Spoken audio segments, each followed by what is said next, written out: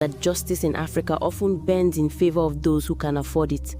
It's a bitter truth we all pretend doesn't exist, but I chose not to look away. As a lawyer, I made it my mission to speak for the voiceless, the oppressed, and those trampled beneath the weight of wealth and influence. It was on an ordinary Thursday afternoon, while doing my usual pro bono volunteer work at a legal aid clinic, somewhere in Africa, that I stumbled on a file that would change my life. It was dusty, with the name Joshua O scribbled in fading ink. What caught my attention wasn't just the age of the file. It dated back over 5 years, but the fact that the offense listed was public disturbance. Digging further, I discovered that Joshua, then just 15 years old, got into a fight defending himself from bullies.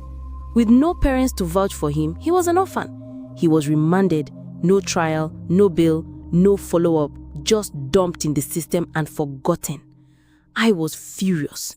How does a teenage boy vanish into the cracks of the system this way? I decided to follow up. They directed me to a Mr. Jabari, supposedly the one in charge of Joshua's ward. My meeting with Mr. Jabari was strange from the beginning. He was instantly defensive when I asked about Joshua. "Why are you digging up dead cases?" he asked, arms folded. "I'm a concerned citizen," I replied calmly. "Well, the boy is dead, buried long ago, end of story." But when I asked for the death certificate, he couldn't produce one. Instead, he tried to brush me off with vague stories and then, out of nowhere, offered me an envelope, a thick one. I refused. A few days later, I started getting anonymous texts. "Drop the case before you regret it. Mind your business, lawyer." Even a brick was thrown at my car one night. But it only fueled me. I contacted my old university friend David, a tech genius now working in cyber forensics. We decided to dig deeper into Jabari's movements. For a week, David tracked his phone, monitored his routes after work, and installed a hidden tracker on his car. Then, one evening, the pattern changed. A prison lorry left the correctional facility late at night.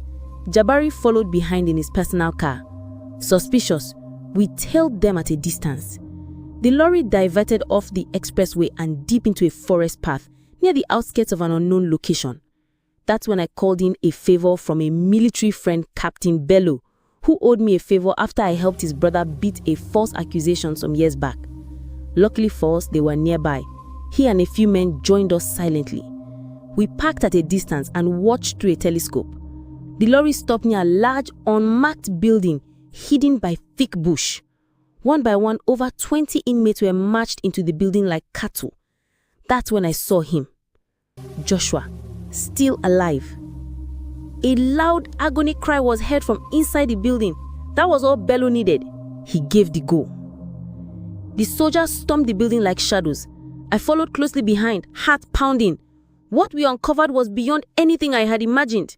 Inside were surgical tools, coolers with ice packs, and body parts, arms, kidneys, a full-fledged organ harvesting operation. They were using forgotten inmates, boys like Joshua, as living organ banks, selling their parts to the highest bidders among the rich and powerful elites. Mr. Jabari tried one last card, offering the soldiers and I millions in hush money. The soldiers refused. Reinforcements were called in immediately, and the entire operation was shut down. Joshua and the surviving inmates were immediately taken under military protection. I made sure their cases were brought before a judge, this time with real representation. They were granted bail. Some of them cried in disbelief. They had accepted they would die in chains unseen. The government, of course, tried to cover it all up. Press statements were silenced. Journalists who tried to report the story were warned off. It's a matter of national security. No, it was a matter of national shame. Joshua is now 35. He wants to become a lawyer. And me? I still walk with eyes wide open. I know the system is rotten, but as long as I breathe, I'll keep fighting. Not just for Joshua, but for every forgotten soul behind those rusting bars waiting to be heard. Justice isn't a gift from the powerful. It's a right, and someone must always stand to demand it.